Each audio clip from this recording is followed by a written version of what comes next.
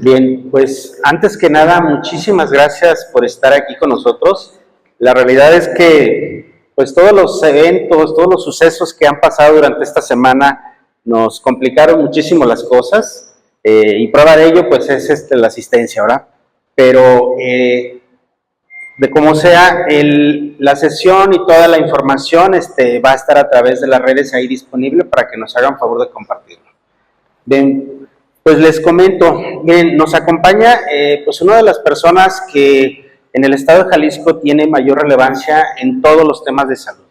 Y con ello quiero platicarles un poco sobre su trayectoria y sobre las responsabilidades que ha tenido y que tiene actualmente. El maestro Roberto Carlos Rivera Ávila, él es egresado de la Universidad Autónoma de Guadalajara como médico cirujano.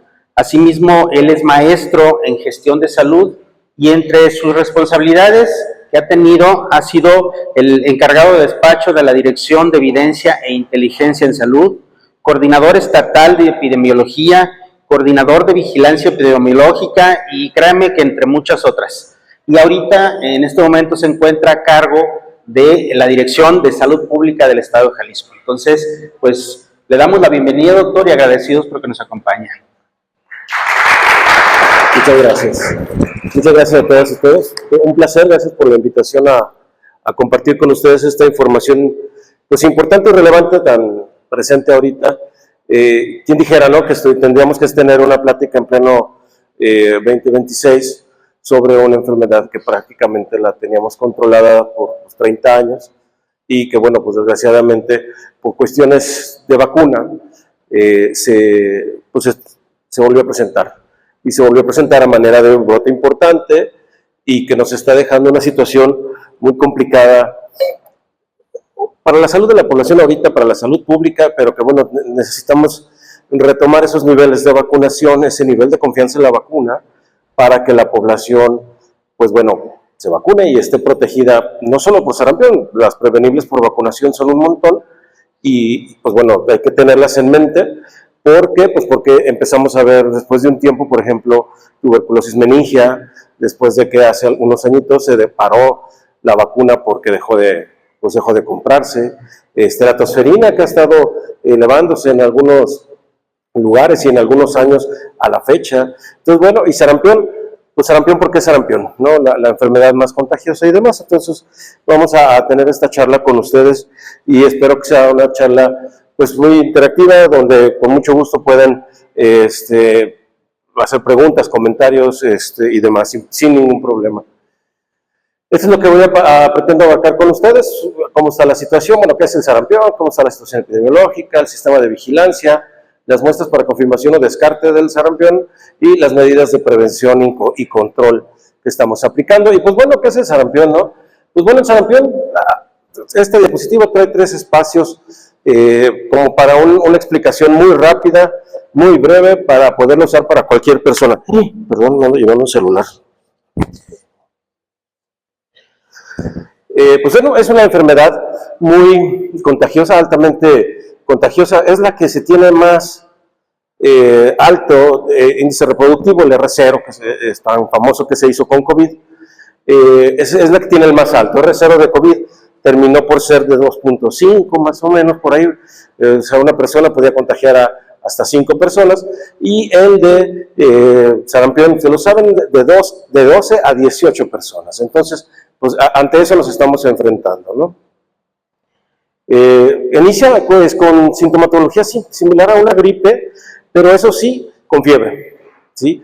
La fiebre es un punto cardinal en esto. O sea, es muy difícil que tengamos sarampión que no haya tenido fiebre en la etapa prodrómica, ¿sí? Incluso que estén vacunados.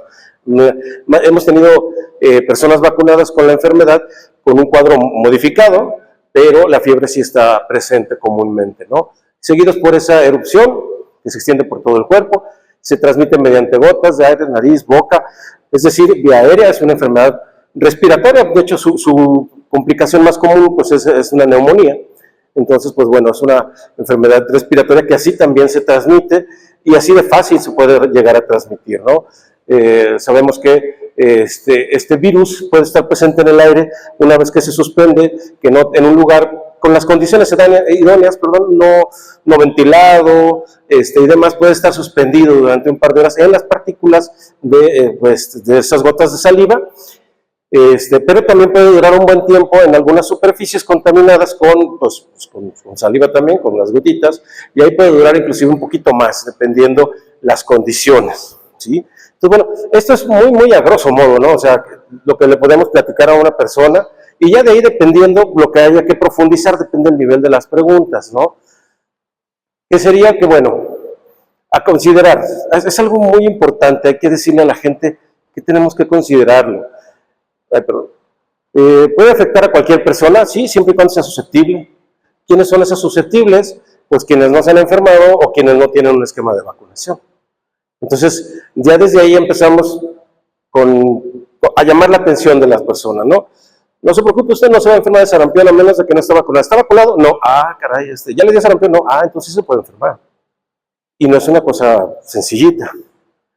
No existe un tratamiento específico, efectivamente, aunque se habla de las inmunoglobulinas, que de hecho las estamos usando en las poquitas mujeres embarazadas que hemos tenido como casos confirmados. La vitamina A que se da, pero es más una cuestión protectora. Y pues bueno, la vacunación. Se habla de que si yo me vacuno exactamente el día 1 o 2 días después de que estuve expuesto al virus, puede modificar el cuadro y no tener una enfermedad grave, pero pues no podemos decir que es un tratamiento como tal, ¿no? Uno de los casos graves específicamente frecuentes en niños con un sistema inmunitario debilitado. El día de ayer teníamos en Jalisco como 23 personas hospitalizadas, la gran mayoría graves, no delicados, ya solamente teníamos 2 pacientes delicados y eran menores de edad, no vacunados. Entonces, pues bueno, se cumple. ¿Hemos tenido adultos hospitalizados? Sí, hemos tenido adultos hospitalizados, comúnmente personas que tienen alguna comorbilidad en descontrol, ¿sí? Entonces, pues bueno, no es algo, es algo para no tenerlo como identificado que es una enfermedad de la niñez, porque pues claro que se puede enfermar cualquier persona y termina en graves con muchas personas. Las poblaciones con altos niveles de malnutrición, falta de atención sanitaria adecuada, que bueno, pues así nos lo pone la Organización Panamericana de la Salud, pueden llegar hasta el 10% de los casos. No es nuestra situación, la verdad es que no tenemos una situación de mala atención sanitaria en relación a los servicios de salud. La amplia gama de servicios que tenemos en México y en Jalisco, pues bueno, nos han permitido que no tengamos un número o una tasa de letalidad, que ahorita las vamos a ver, elevada, y que desgraciadamente los casos que hemos tenido o los primeros casos, 2 casos que teníamos eran neumonías, no hubo nada que hacer por ellos, llegaron realmente, pues prácticamente a fallecer a la unidad de salud con una solicitud de atención tardía. Entonces, eso es algo que lo que hay que impactar en la población. No es cualquier cuadro, no es algo sencillo, tiene que ir oportunamente y sobre todo tiene que tener un reposo, porque se considera como que es cualquier varicela o algo por el estilo, y incluso las varicelas pueden tener complicaciones severas. Entonces, no es un cuadro leve, y no es algo que podamos minimizar. Y bueno, pues existe una vacuna efectiva, segura y económica. Bien. Entre 1970 y 1979 los países de América Latina reportaban 220,000 casos de sarampión cada año. Y eso, ustedes lo saben, ¿no? La cifra del reporte existe, la oficial, la real nunca la vamos a saber, no todo el mundo presenta un cuadro clínico igual, no todo el mundo asiste a la consulta, desgraciadamente no todos los casos se notifican. Entonces, si este era el caso, el número reportado, pues el real era bastantito mayor. Y, pues bueno, también había unas defunciones muy importantes antes de comenzar la vacunación masiva. En los 80s mataba a 2.6 millones de personas en el mundo, ¿sí? Entonces ahí nos confirma esto, ¿no? No es una enfermedad que podamos minimizar, no es algo que podamos decir no pasa nada, no es cualquier gripa, ¿sí? Bueno, pues es un paramyxovirus, es del género morbillivirus, es altamente contagioso. Tras la exposición, aproximadamente el 90% de las personas susceptibles van a desarrollar la sintomatología, y ya lo platicábamos, el método de transmisión es por gotas, aerosoles, o es contacto directo con el virus, pero a través de fomites, que también está por ahí demostrado. Lo que les comentaba, ¿no? Una persona enferma puede expulsar los sistemas de la saliva y una persona puede contagiar de entre 12 y 18 personas susceptibles y de acuerdo incluso a las condiciones del lugar. Si las condiciones son idóneas, incluso se puede elevar el número de personas contagiadas. O sea, si son susceptibles, si están durante más de 2 horas, si no tienen mucha ventilación, pues bueno, ese 18 se puede convertir en 20, 25 personas. Entonces, pues bueno, es el problema que tenemos de tener estos altos índices de contagios. La historia natural de la enfermedad, que aquí podemos resumir todo, ¿no? Tenemos un periodo de incubación entre 8 o 14 días, puede ser uno muy largo de esos reportes que han realizado algunas publicaciones internacionales hasta 21 días, hay que tomarlo en cuenta, digo, como una exposición, hay que vigilar a las personas hasta 21 días. Posteriormente viene un inicio de un pródromo, y ese es el cuadro febril que viene aquí. La persona empieza con fiebre, con molestias respiratorias, escurrimiento nasal, gripa, tos, no gripa, pues, perdón, estornudos, tos, malestar general, y ese es el pródromo. Ahí, pues la verdad es que si yo les digo es que viene una persona que tiene fiebre, como que le duele la garganta, como que trae mucho moco, está estornudando, pues hasta ahí se parece a un resfriado común y a muchas enfermedades, ¿sí? ¿Por qué? Pues porque el sarampión empieza, el exantema, hasta, bueno, el exantema es el considerado día cero, la fecha de inicio del exantema, y inicia de 2 a 3 días después, comúnmente 2 días más o menos, el exantema. El problema con sarampión es este, tiene un periodo de transmisión desde 4 días antes del inicio del exantema, donde ya podemos decir, ah, caray, sí parece sarampión. Ya de 4 días antes ya estuvo contagiando, ¿sí? ¿A dónde fue? De la escuela, el trabajo, el deporte, el evento cultural, lo que sea, ¿sí? Ya empieza a contagiar, y ahí ese es el problema que tenemos, por ejemplo, con las escuelas. Imagino que han escuchado un montón los reportes que hacemos. En nuestro protocolo incluimos el mandar las escuelas a clases virtuales, donde encontrábamos un caso positivo que había acudido a clases en este periodo, ¿sí? ¿Con esto qué ganábamos? Ganábamos cubrir el periodo de incubación. Los mandamos 15 días a clases virtuales, y si un niño empezaba con síntomas, es muy raro, la verdad es que no hemos tenido gente con 21 días aquí en el estado después de la exposición al virus. Si en esos 15 días presentaba síntomas, pues la indicación era, no regresas a clases, vas a la consulta, te quedas en casa, y el resto que no se enfermó, pues ya puede regresar a sus clases presenciales. Y esa fue la justificación para este protocolo que tenemos de suspender a clases virtuales por este periodo tan grande, ¿sí? En la fase exantemática, que va a durar a lo mejor unos 4 días a raíz del primer día que empieza, y tiene una característica, ahorita los vamos a ver, pues bueno, es la parte también más contagiosa, y es en la que tenemos que tener al paciente con un aislamiento domiciliario. La gran mayoría, la verdad es que muy pocos son los que pasan a hospitalización en cuestiones de porcentajes, y pues bueno, ¿para qué? Pues para que se termine este periodo de transmisión. La verdad es que nosotros a partir del día 0 no les damos nada más 4 días o no sugerimos 4 días de incapacidad. Lo que decimos es una semana. Y mejor una semana te vas, descansas, estás en aislamiento, no me contagias a otras personas, pero pues tampoco te me compones grave, ¿no? Necesitamos que tengas cierto reposo, buena alimentación, buena hidratación para recuperarse y no pasar a tener una complicación severa. Y posteriormente ya viene una cuestión de convalescencia y hasta recuperarse dependiendo de esto. A partir de aquí se pueden presentar las complicaciones. Les digo, la más común que hemos visto es neumonía, y esa es ahorita tiene otra diapositiva con esas complicaciones. Pero, desgraciadamente, aquí no lo pongo como una cuestión de la historia natural, la clásica, donde vemos que llega el horizonte clínico, las complicaciones y la muerte. Pues claro que ahí puede haber secuelas, ceguera y algunas otras, problemas de movilidad, y claro que puede haber la muerte, tantos que ha habido algunas defunciones, un montón de defunciones a nivel nacional. Tenemos una definición operacional, aunque ahorita lo vamos a ver más adelante también, o a repetirlo más bien más adelante. Pues bueno, cualquier persona, alumno, docente, persona escolar, médico, personal de laboratorio, maestro, cualquier persona que tenga fiebre, más de 38 grados, erupción en la piel, exantema, más uno de los siguientes: tos, conjuntivitis, secreción nasal. Es una definición operacional que es como un tamizaje. La verdad es que es muy amplio. Hay muchas enfermedades que nos dejan fiebre, exantema y alguna de tos, coriza o alguna de esas. La verdad es que es mucho. La idea es esa, cachar a la gran mayoría para que una vez que pasen por ese filtrado, que es el laboratorio, nos diga si de veras se descarta o se confirma. Y duramos muchos años, desde el 94, que fue el último, hasta el año pasado, donde cachábamos casos, los investigábamos y se descartaban, ¿sí? Ahora, las manchas de Koplik.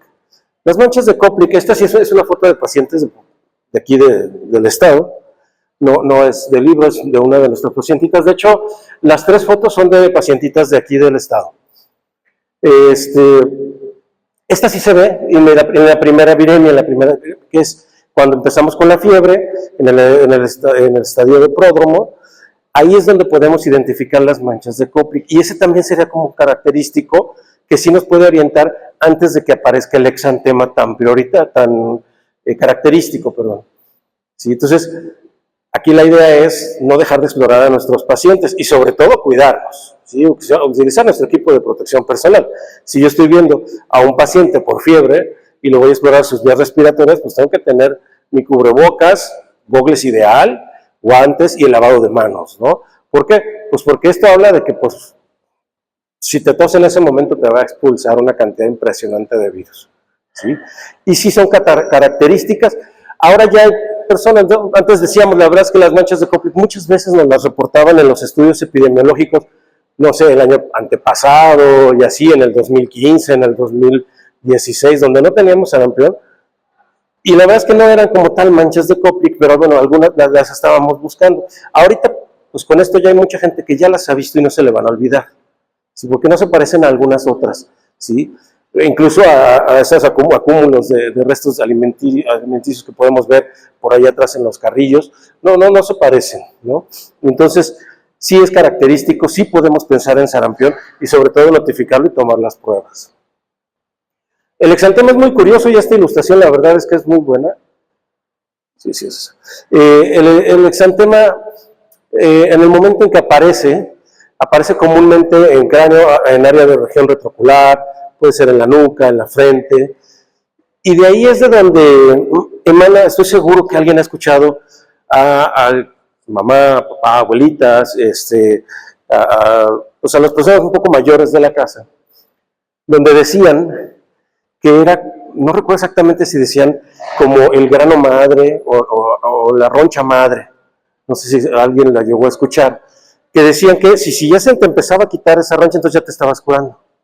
Entonces seguramente esos dichos vienen de los años de sarampión de los 60, 70, 80 y 90, ¿sí? Donde efectivamente el exantema iniciaba como si nos vaciaran este bote de pintura, empieza en el cráneo y es céfalo-caudal, en esa presentación. No es de que empiezo con ronchas en el cráneo y también en el muslo, en los glúteos, en la pierna, no.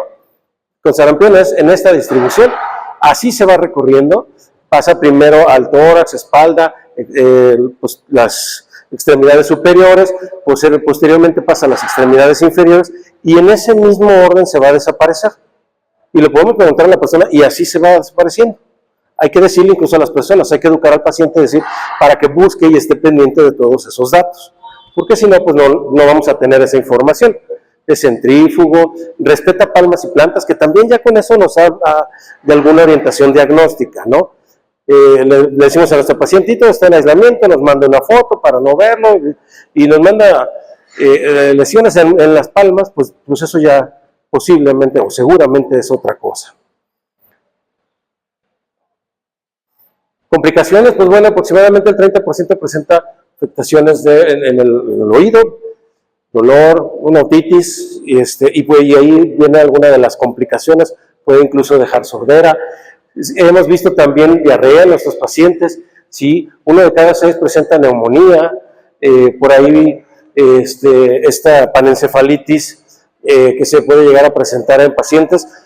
Hemos tenido algunos pacientes que han tenido alteraciones del estado de conciencia en la hospitalización, pero no nos han reportado que con estudios y demás ya se puede decir que tuvimos pacientes con panencefalitis, pero sí pacientes que han tenido pues un poquito de mala coordinación en sus movimientos, estado de alerta pues, por así que alterado o alertado.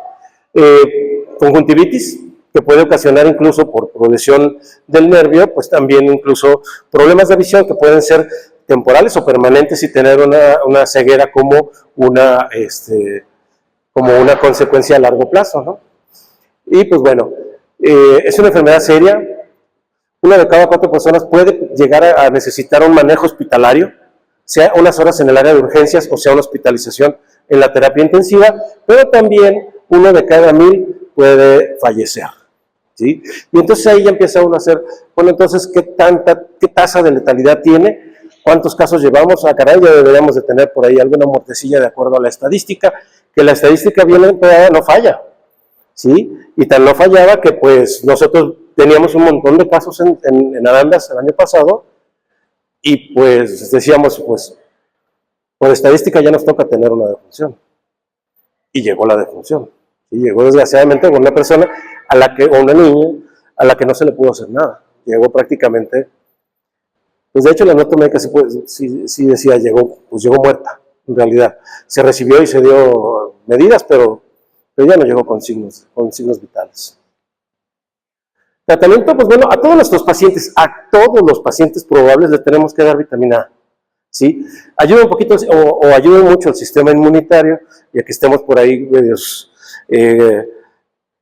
pues en la posibilidad de enfrentar el virus en nuestro organismo, porque si uno luego se remite a la Ensanur, uno pensaría que la desnutrición, pues como que ya es algo del pasado, es de algunas localidades, pues con altos índices de marginación, pobreza y demás, y la verdad es que la malnutrición está muy presente, ¿sí?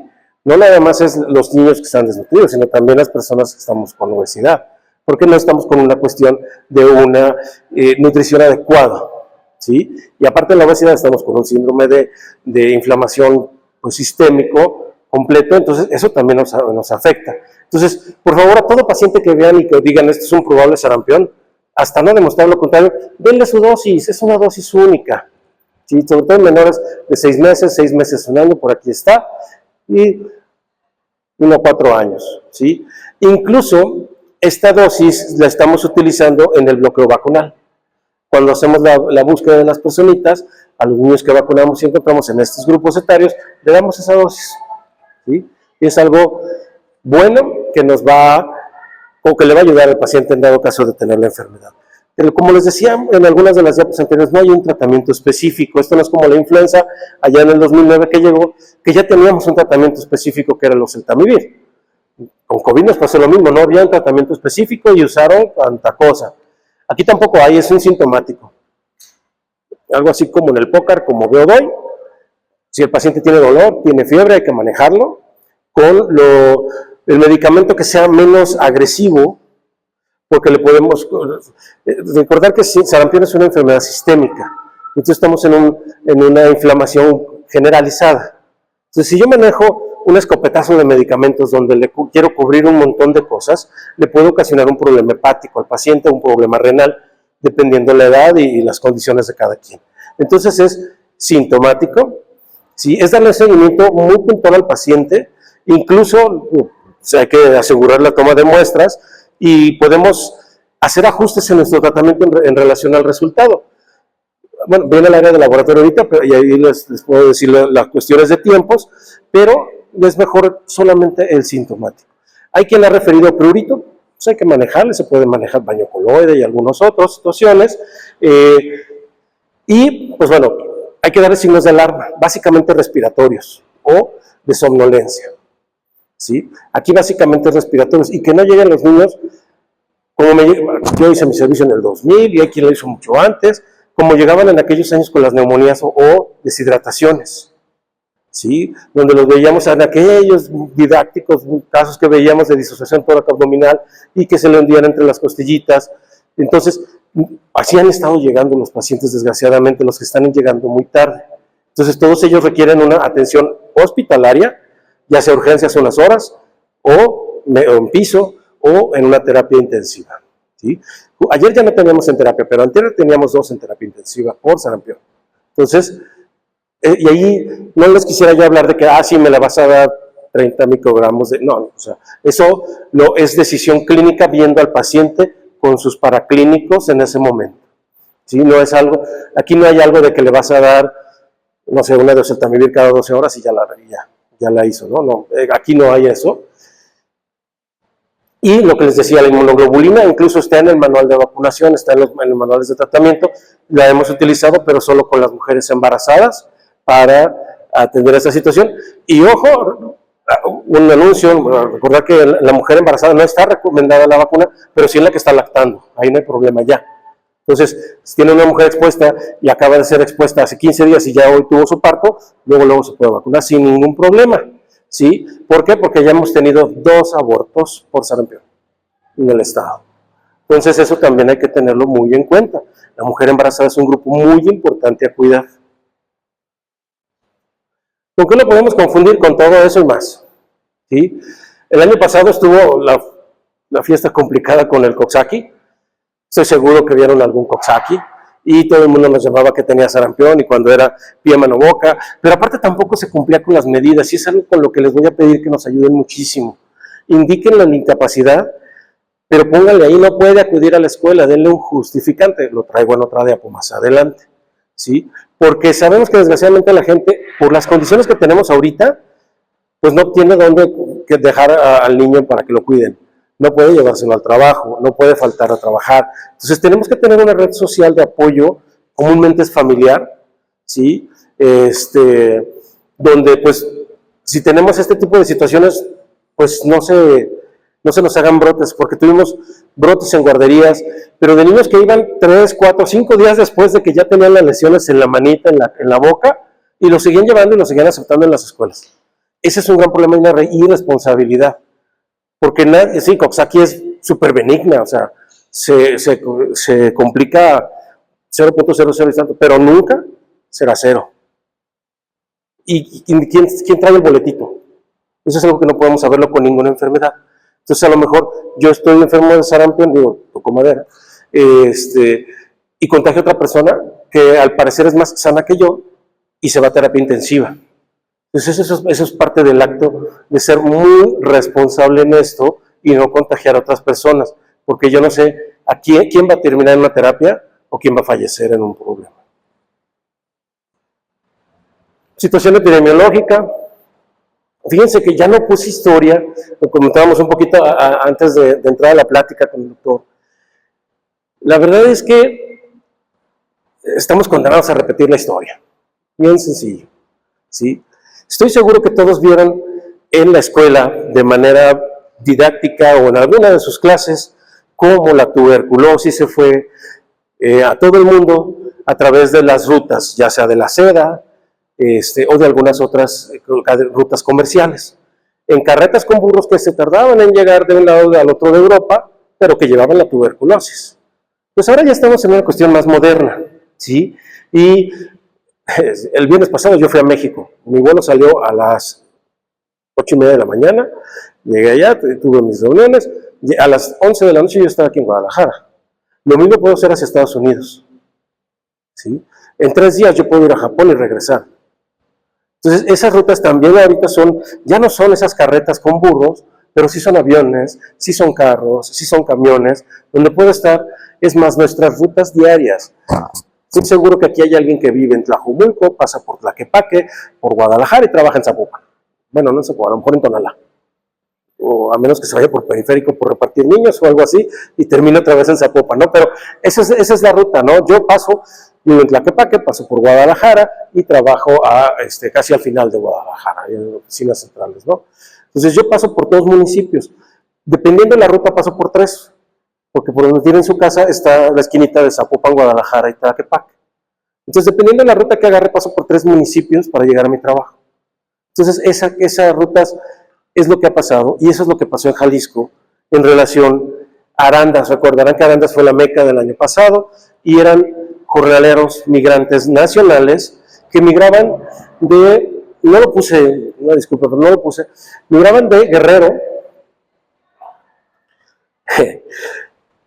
curiosamente de Guerrero, donde se defienden como gato boca arriba, porque fíjense la la incidencia con que están marcados los municipios de Guerrero, y todos los países, todos los estados, estuvimos diciendo, tengo casos que llegan de Guerrero, tengo casos que llegan de Guerrero, pero como por decisión, pues los dejaban, lo notificó Jalisco, es de Jalisco. Entonces, como el 70% de los de Arandas eran casos importados de Guerrero, pero se nos acumulan a Jalisco. Sí, efectivamente, Chihuahua fue la meca. Ellos llegaron de una población menonita que tuvo reuniones en Texas, pasaron para aquí, infectaron a algunas personas, y el problema no fue cuando infectaron entre ellos, como comunidad es un poco cerrada, el problema fue cuando infectaron a trabajadores, porque los trabajadores ahí sí también estuvo complicado, porque sí, el empresario vive en una casa con ciertas pues ventajas, no en hacinamiento, pero el trabajador vive en galerones donde están todos hacinados, y entonces fue un caldo de cultivo precioso porque ninguno estaba vacunado. Y entonces al estar primero en Chihuahua, pues se acababa la cosecha de manzana y de algunos otros productos, chile y demás, la nuez, y se regresaban a Guerrero.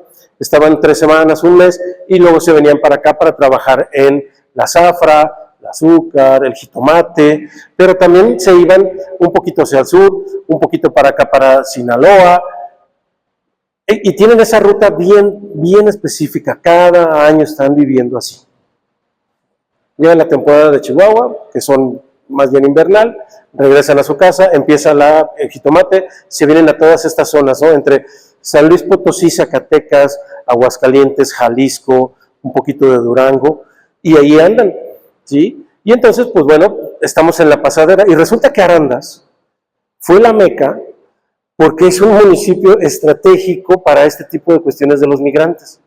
Resulta que ahí están, y ahí pernoctan un montón de gente, porque van y trabajan a Guanajuato y regresan o el mismo día o al siguiente día, porque van y trabajan a Aguascalientes, porque van y trabajan a Michoacán, y de Arandas resulta que es como un punto ahí intermedio entre todos ellos, y por eso estuvieron ahí en Arandas, en condiciones complicadísimas, es decir, rentaban un potrero, literal, y ahí armaban casitas, que no podemos decir de campaña, pero armaban casitas, y ahí vivían hacinados, y todos trabajando. Todos, los niños chiquitos que ya caminaban, órale, ya también a trabajar. Entonces, eso fue un gran problema, y ninguno vacunado, no hablamos de sarampión, de ninguna vacuna. Entonces, pues, ahí se replicó bastante fácil. Parte de la historia de cómo llegó el sarampión a Jalisco, ahora, sigue siendo la misma, el mismo genotipo, el D8 de Canadá, es el mismo que tenemos en Canadá, Estados Unidos y México. Solamente se reportaron 4 casos de un genotipo distinto, pues, de Europa o Australia, no recuerdo exactamente, que fueron los 2 casos de Oaxaca, del año pasado, a principios del año, y no permeó ese genotipo, no pasó de ahí. Lo que tenemos es el D8, y hubo algunas noticias, estoy seguro que al más de alguno la debe haber escuchado, que en Jalisco está el serotipo más agresivo, es el único y es el que tenemos, simplemente la noticia, pues el chiste es vender. Y en esto nos tiene, ¿sí? Esta línea roja son los casos confirmados, efectivamente, de estos de aquí, muchos son de nosotros de Jalisco, y pues bueno, entre los 2 años son 11,419 casos, algunos descartados, otros tanto en estudio, que se quedó porque la muestra, porque no se recuperó, porque se echó a perder, cuestiones de muestras, se tienen que dictaminar. Esta es la tabla de incidencia, efectivamente, nosotros tenemos hasta el corte del día del 26, 2.938 casos, 3.603 acumulados, efectivamente somos quienes más tienen en todo el año, pero la verdad es que también es porque tenemos la mayor vigilancia y la verdad es que es de los mejores sistemas de vigilancia, ¿sí? Todo el mundo quejándonos de Guanajuato, no, de Guerrero, y avisándole a la dirección. Tuvimos reuniones con 2 o 3 estados al mismo tiempo, entre ellos Guerrero, Guanajuato, Michoacán, en aquellos años al inicio, y todos le decíamos a Guerrero, tienes un montón de casos. Pues yo creo que se le acabaron los susceptibles, porque vean ustedes la línea de los casos de Guerrero, y pues nada que ver, la verdad. Sí, entonces desde ahí entra cuántos casos notifico, cómo está mi laboratorio de reforzado, y muchos estados nos comentaron que pues ese tenían el gran problema, ¿no? Recurso para procesar muestras. Pero bueno, esto es lo que tenemos aquí, y es una defunción en este año y 2 el año pasado. Desgraciadamente, las 3 por cuestiones neumónicas. Hemos estudiado algunas otras, sí. La semana pasada tuvimos dictamen con el Comité Nacional y se descartaron 2 de sarampión, que pues no fue sarampión.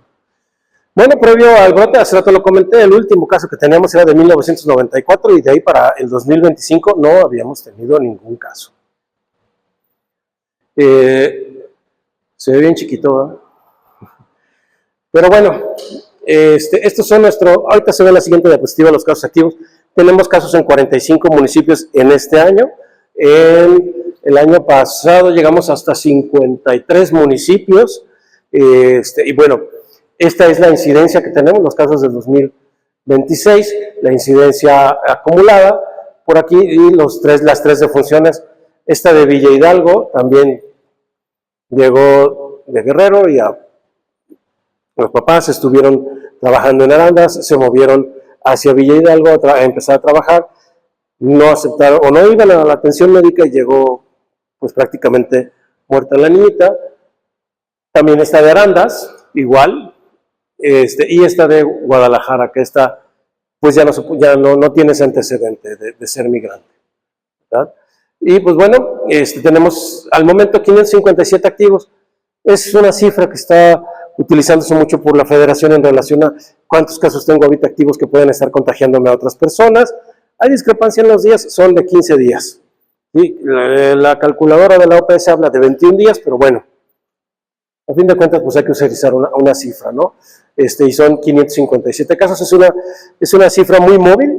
La verdad es que hace unos días llegamos a tener más de 600, entonces es una situación que se va moviendo todos los días porque pues, son días naturales y van saliendo. Estos son todos nuestros casos activos. Tenemos casos activos en 19 municipios y si se fijan, pues la verdad es de a 1, de a 2, el 95% están en estos municipios. ¿Sí? Sí, creo que sí sí es la correcta. Perdón.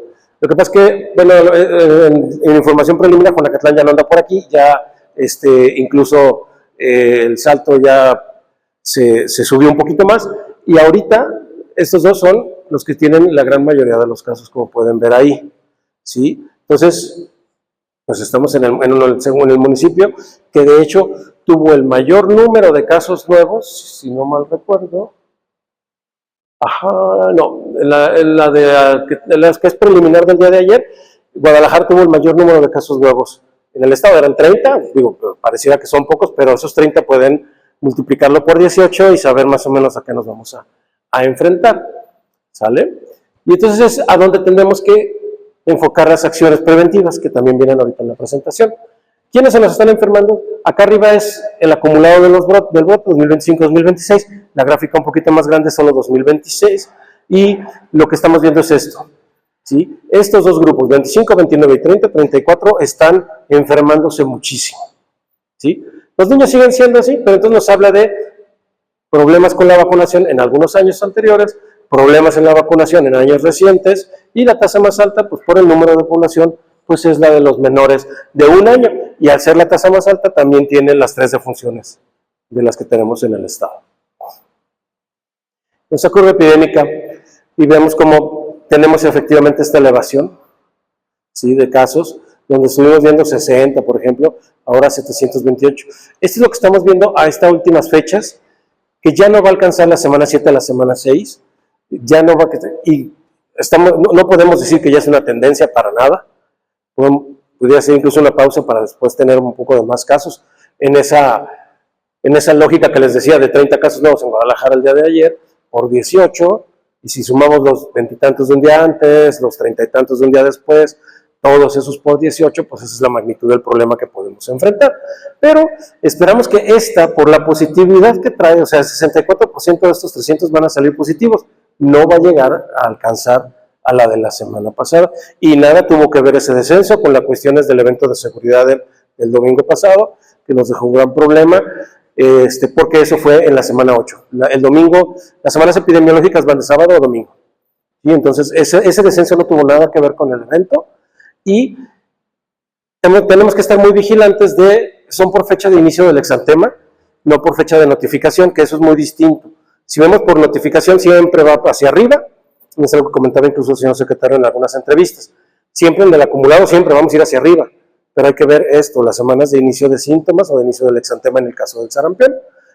Y lo complicado es esto que vivimos, Obviamente a estas dos todavía se puede modificar, el 64 puede convertirse en 65, puede ser 63, ya que más o menos hayan pasado una o 2 semanas en que se tenga ya todos estos resultados, básicamente los de la tabla amarilla. Esta positividad llegamos a estar en un 80%, y eso es un gran problema. Positividad de 80% de lo que estudio, o sea, es altísimo, y hablando de sarampión es peor, ¿vale? Entonces, hay que tener mucho cuidado con esto. No hubo esta continuidad, la verdad es que estábamos viendo ahí básicamente 6 semanas con un descenso en la positividad y ahorita está retomando. Este 70%, pues bueno, era la semana 8, o es la semana 8, y pues todavía hay que tomarla con mucha discreción en relación a que todavía no se han incluso presentado la consulta a las personas que se enfermaron en esta misma semana. ¿Se acuerdan de la gráfica por grupos etarios? Pues bueno, aquí está por semana de esos grupos etarios, aunque juntamos, porque la verdad es que íbamos a tener un montón de colores en la gráfica que iban a estar chiquititos.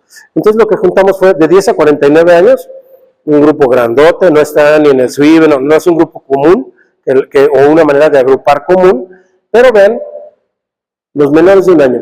Esta igual les digo, es la semana 8, son muy poquitos casos, pero pues bueno, no va a terminar así. Van a seguir siendo los menores de un año, pero pues una vez que tengamos actualizadas las cifras. Pero vean cómo hasta los 9 años, ¿sí? Está el gran número de nuestros casos, ¿sí? Entonces, desde el menor de un año hasta los 9 años, todos deberían de estar vacunados. Y el gran problema es que de los 100% de los casos que tenemos, el 95% no tienen esquema iniciado, mucho menos completo. El 95%. De ese tamaño es el gran problema. ¿Y por qué? Hubo años en que no hubo vacuna, que trabajábamos con remanentes nada más. Hubo años donde la vacuna llegó en noviembre para todo el año. Pues ya perdimos mucha oportunidad, 10 meses de no vacunar, y ahí perdemos el entusiasmo de la población de vacunarse. Y hay que decirlo tal cual como son, ¿no? O sea, esos tipos de errores que si bien no son propios del Estado ni de ningún Estado, porque las vacunas las compra la Federación, es lo que desincentiva la vacunación. En este momento sí tenemos grupos antivacunas, no identificados, sino gente que dice yo no creo en eso, y vemos publicaciones y demás.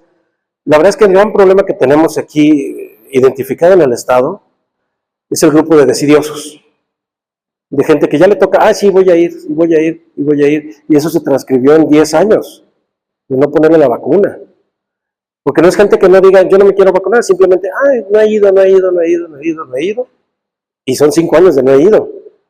Y se apuran cuando se presenta un enfermo en casa, desgraciadamente. Tenemos un mapa de calor, tenemos mapas muy sensibles, incluso a grado de casas, de manzanas y demás, pero bueno, nada más para mencionarlo, para identificarlo con ustedes. Pues bueno, nuestro problema está en la zona metropolitana, como pueden ver muy evidentemente, uno cuanto en los municipios de la costa. La división geográfica no es municipal, es por regiones sanitarias.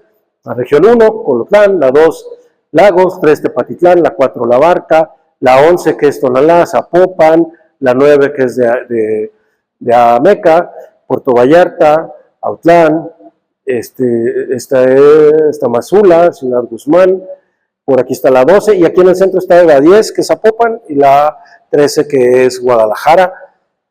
Esta no es región sanitaria, es Colima, aunque por más que parezca, pues es Colima, está chiquititito, y pues bueno, ahí estamos, pero, adelantándole un poquito, esa es nuestra zona metropolitana, ¿sí?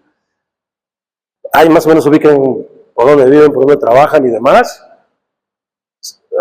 San Pedrito, por llamarla así, no es la mera colonia San Pedrito o San Martín de las Flores.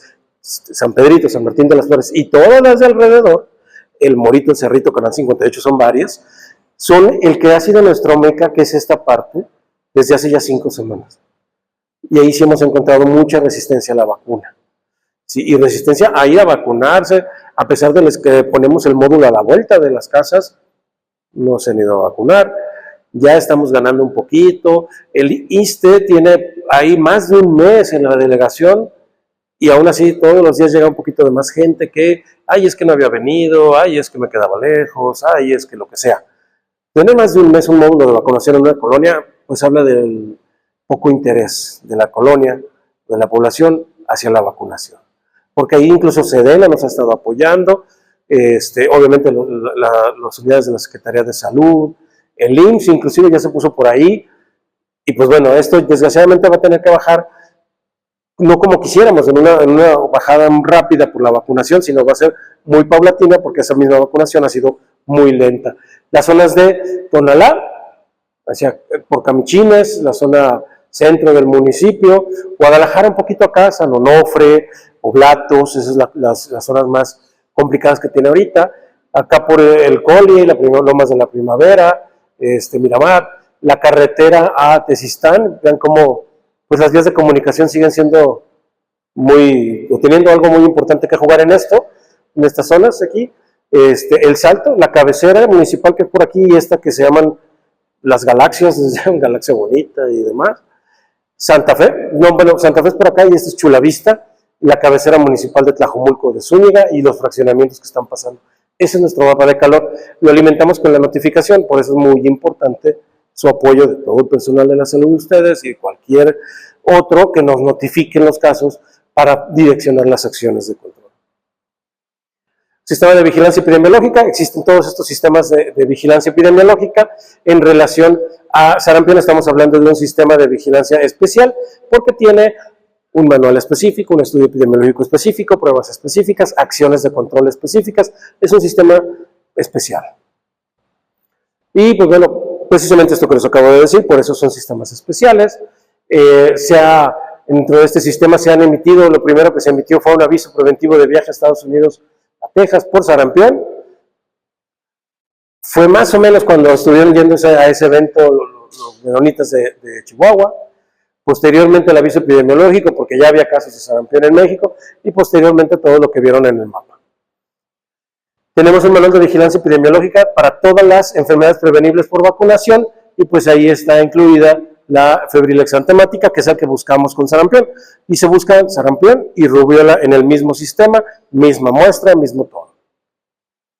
Lo que decíamos hace rato, fiebre, masaxantema, máculo papular. Aquí no entran los vesiculares. Si es vesícula es otra cosa. ¿Sí? Varicela, Mpox, Coxsackie, los que tengan contenido líquido en las lesiones no entran en sarampión. No hemos visto uno solo en este brote que tenga vesículas. Vimos uno, pero era un impétigo. Estuvo una cuestión de la piel, pero por una cuestión de contaminación de la piel, por la comezón, pero no era por el sarampión las lesiones que tenía. Más tos, coriza, conjuntivitis y adenomegalias.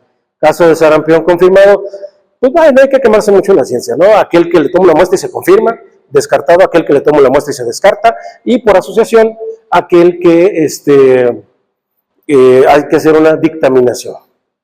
¿Sí? Nos estamos quedando con algunos de esos. Si alguno de ustedes ve un caso, aquí en la Cruz Verde, aquí o en otra, o en alguna unidad, y no se pudo descartar o confirmar por las muestras, pues seguramente es que los vamos a llamar para pues, que nos platiquen el caso y tener un dictamen y saber si sí o si no. En el sistema de vigilancia que pues bueno, es atender, detectar, notificar los casos de F. Y entra también el síndrome de rubiola congénita, les decía, el F es rubiola y sarampión, y entra también el rubiola congénita. Ahí tiene un estudio epidemiológico y enviarlo a la jurisdicción o a la región sanitaria menos de 48 horas, pero es inmediato cuando es sarampión, ¿sí?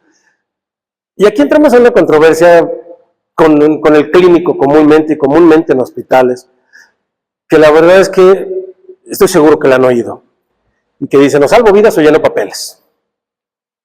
Salvas más vidas llenando un papel, ¿sí? ¿Por qué? Porque lo mismo pasa en dengue. Si no notifico, no hay acciones.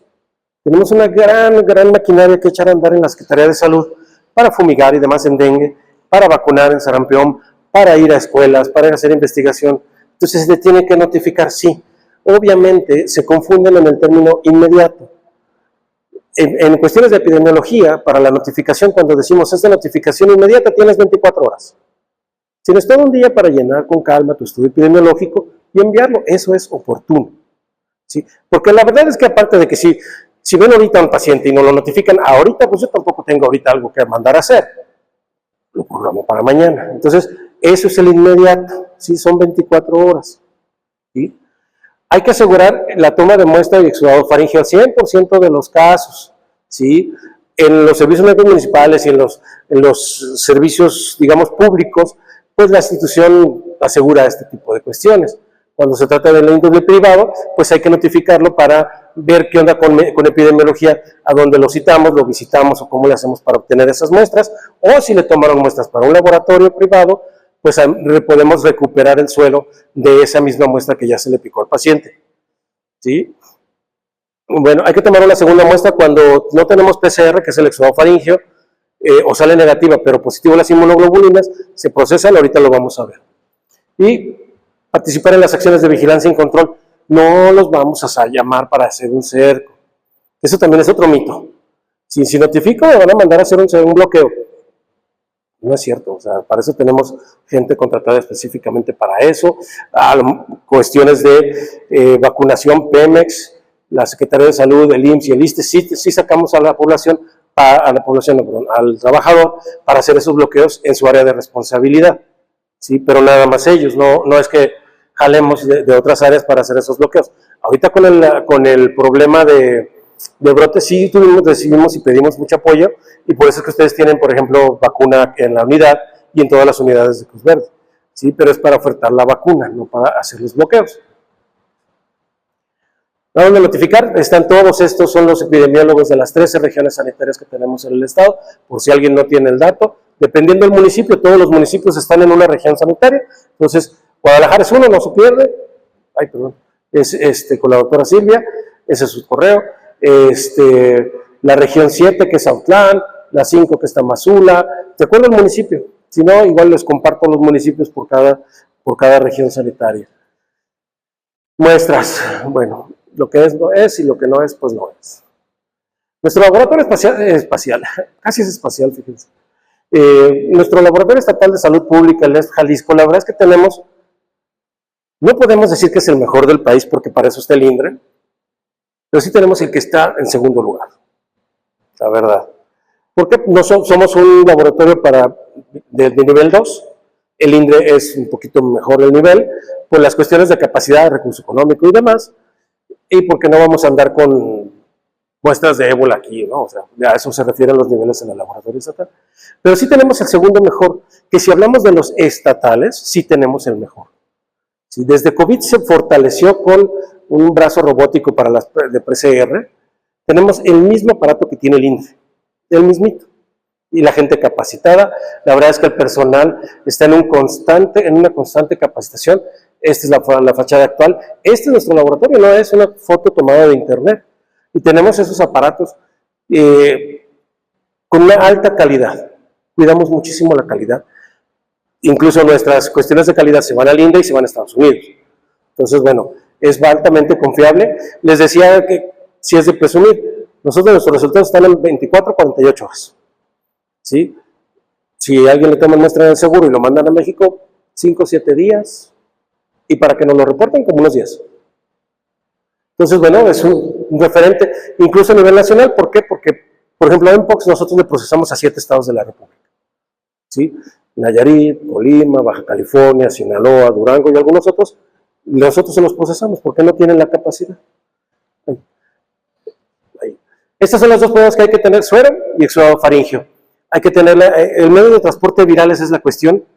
Desgraciadamente nos han llegado muestras de exudado faríngeo en Caribler, que es el de cólera. Y pues no, o sea, pues no sirve, incluso trae una sustancia para inhibir el crecimiento de virus y algunas bacterias, el Caribler. Entonces no, es un medio de transporte viral, es rosita, no debe de estar virado. Ahorita tengo algunos ejemplos, no le gasto mucho tiempo a esto, solamente si por ejemplo sale negativo para PCR y la muestra de suero para inmunoglobulina sale positiva, tenemos que tomar una nueva muestra en 2 semanas, y el pacientito se va a tener que quedar en aislamiento los 7 días, porque no sabemos si sí o no es. Este es el algoritmo, lo pretendo, se lo resumo muy fácil, ¿no? El exudado faríngeo se realiza el RT-PCR, sale negativo, hasta ahí queda este proceso, sale positivo, se confirma el caso.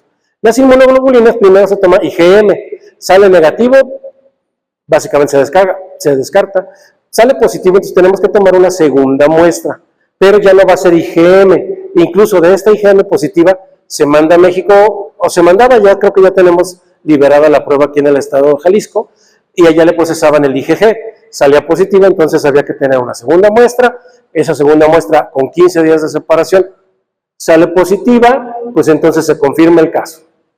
Básicamente, ¿no? Resumido ese algoritmo muy rápido. Entonces, eso es algo que aquí también hay que decirle al paciente, por favor, porque luego se extrañan, porque nadie le dice, le van a tomar muestras, una es de acá de la garganta y otra es su sangrita. Si llega a salir, hay dudas, se van a visitar en 2 semanas y le van a tomar muestras. Ahorita lo que estamos haciendo, sale PCR positivo, ya, ¿para qué procesamos más? O sea, está positivo y está, ¿sale? No se ven muy bien los datos, pero bueno, este es el medio de transporte viral, este es el color normal, este es un medio de transporte viral virado, así le llaman, ya no sirve, no se puede procesar, habla de que está contaminado y el resultado no va a ser válido. Pues ni los procesan. El problema era, aquí no se ve, pero era un problema de mala rótulo. Creo que decía Carrillo y en el otro Camarillo, una situación así. Esta etiquetita con cinta adhesiva traía un apellido, el estudio epidemiológico traía otro apellido, tampoco se procesa. No hay certeza de quién es, porque puede existir Roberto Carlos Rivera Ávila y Roberto Carlos Rivera Dávila. Y pues yo no puedo publicar un resultado que no tengo certeza que le corresponde a una persona. Me entregan la muestra de uno y el estudio de otro. Entonces, tampoco se procesa. Y los sueros lipémicos, como pueden ver por aquí, muestras contaminadas, insuficientes, incluso se ha recibido muestras de PCR sin el hisopo, te mandan el puro bien, y como que pues, ¿y si la tomaste, no la tomaste? Entonces, hay que tener mucho cuidado, porque esto representa mucho gasto, ¿sí? Y sobre todo, desconfianza. Ustedes mismos aplíquenlo con ustedes mismos. Yo le tomo una muestra y al rato le digo, oiga, me confundí y puse mal sus datos, voy a tener que tomar otra. Oiga, pues ya me picotearon, yo casi me vomito con el piquete, yo ya no quiero. Estoy seguro que todos se tomaron por COVID y era molesto. Bien, ya terminamos, medidas de control, la vacuna, ya no pienso quitarles más tiempo. El esquema es de 2 dosis, cambió en el 2022. Estoy seguro que todos se acordaban al año y a los 6 años de sarampión, rubiola, parotiditis, SRP, la triple viral. En 2022 cambió, se empezó a utilizar 12 meses, 18 meses, año y medio. ¿Sí? ¿Por qué? Pues para tener un poquito más rápido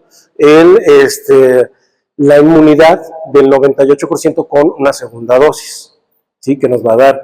Entonces, a partir de ese año cambió, ya se supone que se terminaron las cohortes de las personas que iban a cumplir 6 años y que no habían tenido esa vacuna o esa segunda dosis.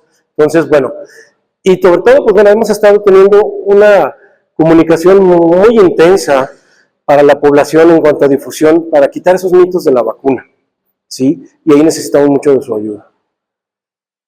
¿Cómo vamos en la vacunación? Pues hemos aplicado más de 2,5 millones de dosis, aquí todavía no se veía, pero ya las pasamos, más de 2,5 millones de dosis. En el 2026 son 1,900,000, ¿sí? Que es a raíz de alta elevación, tuvimos una campaña muy intensiva de vacuna y es en donde hemos aplicado todo eso. No podemos decir que todos los que se han vacunado eran los que para los que iba destinada la vacuna. Sabemos que hay mucha gente que se paró y dijo, por miedo o por necesidad sentida de vacunarse otra vez, pero en realidad tenía 2, 3 dosis. Siempre y cuando no fueran médicos o personal de salud, pues, jornaleros en un momento dado, o maestros, cuestiones de seguridad, también les damos un refuerzo, ¿sí? Pero hubo gente que se quiso vacunar y ya lleva 5 dosis, y entonces eso no sirve, o sea, la inmunidad no le va a subir del 98 al 98.1 por tenerse 3, 4, 5 dosis, ¿no? Hasta ahí llegó. Pero bueno, hemos estado recuperando un montón de esquemas, aquí por semana epidemiológica lo pueden ver muy bien. Este es el 2025, y lo que pasa es, ¿por qué lo separamos? Porque aquí se vería una cosa de nada. Vean el tabulador, no llega a los 5,000, y aquí estamos en las 600,000 dosis en una sola semana. Pues bueno, de ese grado es el esfuerzo que hemos tenido y que incluso ustedes aquí en la unidad y en todas las Cruces Verdes de Guadalajara han estado apoyando. ¿A quiénes estamos vacunando? Fíjense, un montonal de gente entre 20 y 39. Qué bueno, porque es como, digamos, como de los segundos grupos más afectados, pero estos rezagadillos, niños de 4 años que no tenían ni una dosis, es lo que hemos estado recuperando. Y los de aquí, pues son los esquemas normalitos. 1 año, 18 meses y 6 años en esa cohorte que les digo del cambio del 2022. Entonces, sí tenemos un montón de rezagados, un montón de gente que tenía una necesidad, que nada más tenía una dosis y demás. A esos es a los que hemos estado vacunando. Tenemos que esforzarnos un poquito más a los rezagados, ¿sí? Tenemos mucha gente de 9 años que no tiene una sola dosis. Entonces, ahí es en donde necesitamos su apoyo para fomentar la vacunación. ¿Qué hacemos? Un cerco de 25 manzanas. Alguien se acordará o si supo de esos manuales antes, eran de 49 manzanas esos cercos vacunales, ahora son 25, en donde hacemos cerco epidemiológico, es decir, buscamos en todas estas casas, son manzanas cada una, y bloqueo vacunal, recuperar esquemas de vacunación. Desgraciadamente ya no nos está funcionando este esquema. La gente, por cuestiones de seguridad, no nos cree, porque los niños están, pero está cuidándolos la abuelita, y entonces la abuelita no se anima a decir vacúnenlos, está y no quieren vacunarlos en ese momento. Ha bajado mucho el impacto de esto. La participación social antes era muy amplia, y en esos bloqueos se ponía vacuna a lo canijo. Ahorita tenemos una cobertura de casas que nos abren, 42%. De casas de personas que se vacunan en menos del 30%. Entonces es un esquema costoso, pero lo tenemos que seguir haciendo para ofertar la vacuna a la población y buscar más casos. Bueno, ¿qué hacer? Si yo sospecho de un caso, pues pónganle cubrebocas, incluso desde antes del triage. Si está una persona a la entrada y usted, ¿por qué viene? Pues es que traigo gripe, como que tuve fiebre y como que le den cubrebocas. Porque no saben si es sarampión, influenza, estreptococo neumonía. No sabemos qué es. Un cubrebocas nos va a ayudar muchísimo, ¿sí? Aislar el espacio pues, sin contacto con otras personas. Y tener limpieza, o sea, si ustedes vieron un probable sarampión que se mandó a aislamiento ambulatorio o manejo ambulatorio, hay que tener limpieza del espacio, ¿sí? Limpiar el triage.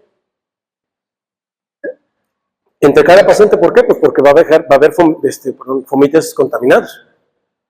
Y no se crean que vamos a tener que gastar un dineral en esto. Agua con cloro es más que suficiente. Cloro es el estándar de oro para limpiar. Mata el virus del sarampión y a muchos otros virus perfectamente, entonces no necesitan esas ondas ¿cómo le llamaban? Carísimo de París, sanitización exhaustiva, no me acuerdo, no sé por qué. ¿Perdón? Una alta desinfección que vale una lana, una franela, un 20 mililitros de cloro por cada litro de agua es más que suficiente. No necesitan más, pero sí háganlo cada vez. Indicar el aislamiento domiciliario del paciente al que se tiene hasta que se tenga un resultado mínimo 7 días. Si yo le doy el resultado, le toman la muestra, la entregan mañana, mañana mismo posiblemente el resultado, pasado mañana, ya le digo es negativo, no fue sarampión, fue otra cosa, ya puedes regresar a tus actividades normales, pero ¿sabes qué? Si fue sarampión, la muestra no se pudo procesar 7 días. ¿Sí? Y ahí nos aseguramos de que ya no va a contagiar a nadie. De influenza, de COVID, de sarampión, 7 días es más que suficiente. Y participar en la investigación epidemiológica y ponerlo en el estudio. Tiene un espacio para comentarios, dónde trabaja, a dónde va a la escuela, si va al deporte, si le gusta ir a conciertos de no sé qué, si fue anoche al concierto de Jesse Joy. ¿Por qué? Porque eso nos sirve a nosotros. Meramente como anécdota, se acordarán del monkeypox cuando llegó a Jalisco, en Puerto Vallarta. No sé quién recuerde, pero anunciamos en dónde había estado la persona y que había ido a fiestas en un club. Nos criticaron como no tienen idea. Que por qué andábamos diciendo es comunicación de riesgos. Y sobre todo nos dio la razón el tiempo, porque empezaron a llegar, habilitamos un consultorio en Puerto Vallarta específico para decirles, estuviste en estos eventos, tienes dudas, acude a ese consultorio, ahí te van a atender. Empezó a llegar la gente, oiga, yo estuve.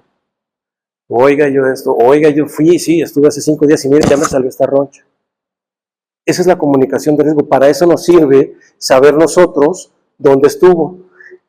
Es muy útil desde que nos lo notifican, sí, ¿por qué? Porque empezamos a hacer las acciones.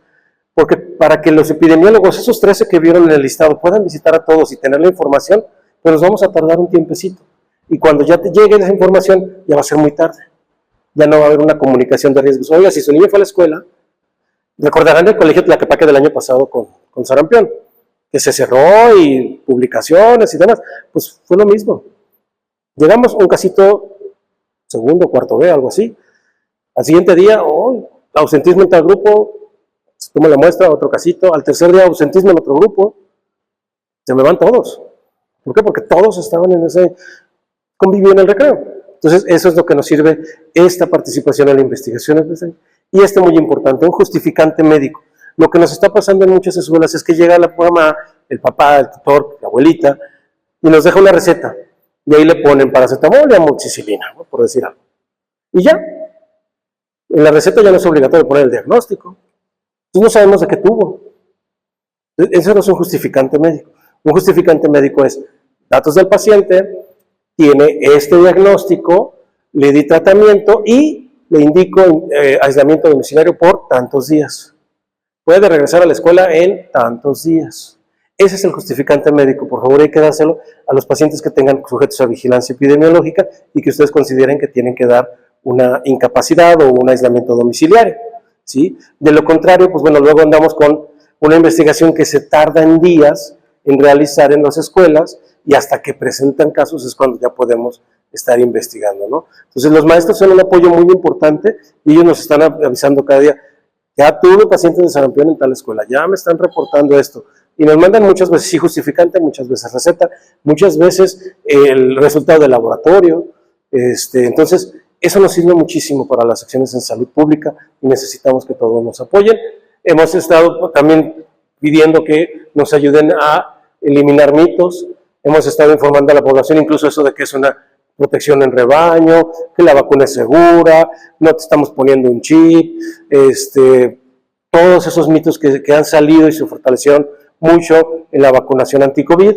Pues bueno, sarampión tiene desde los 80s aplicándose con una vacuna muy noble, deja muy pocos efectos secundarios a la vacunación y sobre todo pues es gratuita, o sea, esto no es algo que pueda, mucha gente nos ha buscado, es que yo necesito que vacunen a mis hijos ya, ¿cuánto cuesta la vacuna? Y es real, se los juro. Ya no se preocupe, mañana vaya al módulo, ahí en la central camionera vieja, la región sanitaria 13, ahí hay un módulo todos los días, ahí se lo van a vacunar. Y la verdad es que luego es lo mejor. No por una cuestión de un ego o un querer impulsar a los servicios de salud Jalisco, a la Secretaría de Salud, a los servicios públicos. ¿Quién tiene la mejor experiencia para vacunar? Y esas chicas enfermeras o enfermeros. Tienen vacunando 15 años, todos los días, y uno lo reconoce, uno siente, ay, tiene la mano bien ligerita, oiga, qué padre. Es más, póngame otra. Porque así, pues, ¿cómo no? Claro que me vacunan. Entonces, la verdad es que son personas con mucha experiencia y ahí se los mandamos. Desgraciadamente no quiso ir porque se le hacía poca cosa y quiso buscar la pagada. Ya no supe si la compraron o no, pero pues, bueno, qué desgracia, pero ahí está. Es gratis, es útil, es segura. Por favor, ayúdenos con esa difusión. Y, pues, bueno, tenemos también estos datos de contacto para la población. Esta línea de salud Jalisco nació con COVID y se quedó. Ese número lo usamos si alguien que quiere una cita para una mamografía, si alguien quiere saber dónde se puede vacunar, si alguien quiere saber si está un brigadista, porque ahorita con lo de seguridad, si el brigadista es de verdad trabajador, ahí se pueden realizar este tipo de cuestiones. Tenemos una unidad de inteligencia epidemiológica y sanitaria, una UIES, con esos números, ese correo, y los epidemiólogos regionales, que son el listadito que les puse hace ratito. Y por mi parte es todo. Muchísimas gracias, espero no haberlos aburrido mucho, y pues cualquier duda que estoy a sus órdenes.